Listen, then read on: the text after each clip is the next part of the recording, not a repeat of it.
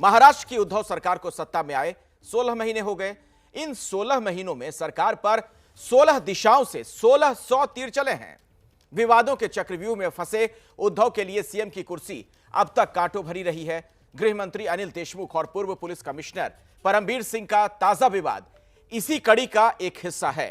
तो ABP news आज आपको उद्धव के वो 5 विवाद बता रहा है जिसने उद्धव के काम करने के तरीके पर सवाल खड़े कर दिए हैं।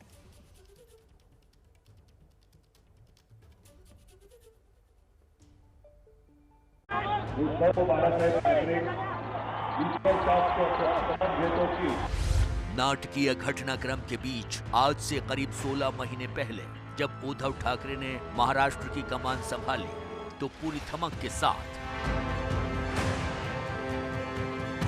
लेकिन इन 16 महीनों में सरकार पर इतने तीर छोड़े गए कि सरकार को समझ नहीं आ रहा कि करे तो क्या करे।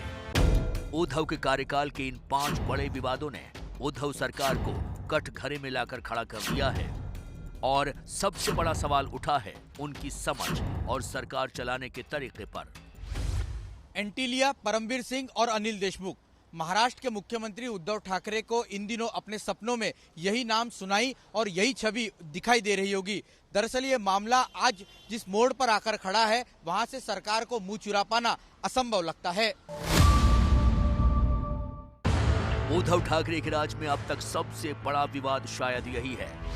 उनकी सरकार में एनसीपी कोटे के गृह मंत्री बने अनिल देशमुख पर हर महीने 100 करोड़ रुपए वसूली का आरोप लगा है। हालांकि ये फिलहाल आरोप ही है, कुछ साबित नहीं हुआ है, लेकिन राजनीति में कई बार तथ्यों से ज्यादा अहमियत छवि की होती है।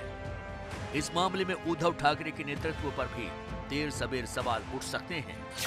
चाहे मुंबई के पूर्व पुलिस कमिश्नर परमबीर सिंह के लगाए आरोपों की बात हो या फिर सचिन वाजे जैसे जूनियर पुलिस अधिकारी की बहाली की, आखिरकार सारे विवादों को निपटाने का दारोमदार मुख्यमंत्री के कंधे पर ही आता है।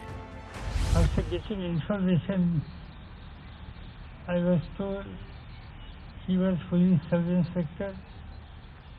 He was suspended about 16 years back,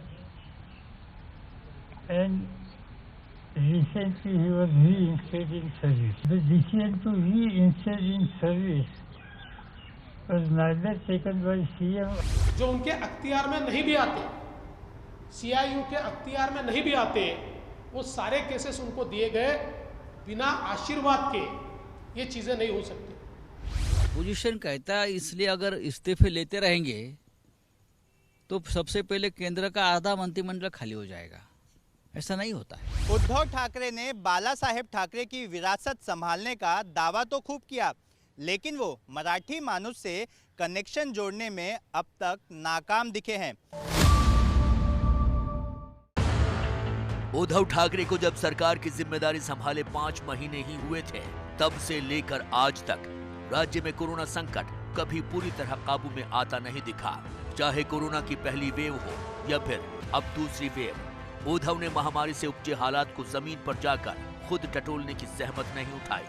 मंत्रालय की दीवारें भी उनके दर्शन के इंतजार में रहती हैं।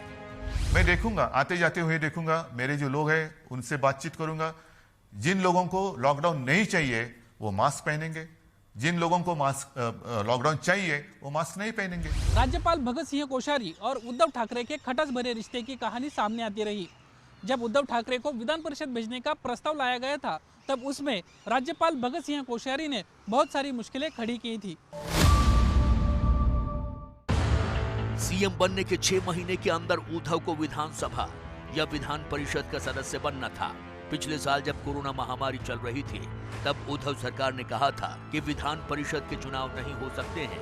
उद्धव ठाकरे को एमएलसी नामित करने के लिए महाराष्ट्र सरकार ने कैबिनेट से 2 बार प्रस्ताव पास कर भेजा है, लेकिन राज्यपाल ने उसे मंजूर नहीं किया। आखिरकार विधान परिषद चुनाव हुए और उद्धव को निर्विरोध एमएलसी चुन लिया गया। इस टकराहट से साफ था कि उद्धव के लिए महाराष्ट्र में राह आसान नहीं रहेगी। यह 16 महीने में कई घटनाएं ऐसी है कि जो इस बात को बयान करती है कि इस गवर्नमेंट को बहुमत है, लेकिन इस गवर्नमेंट में एकमत का अभाव है।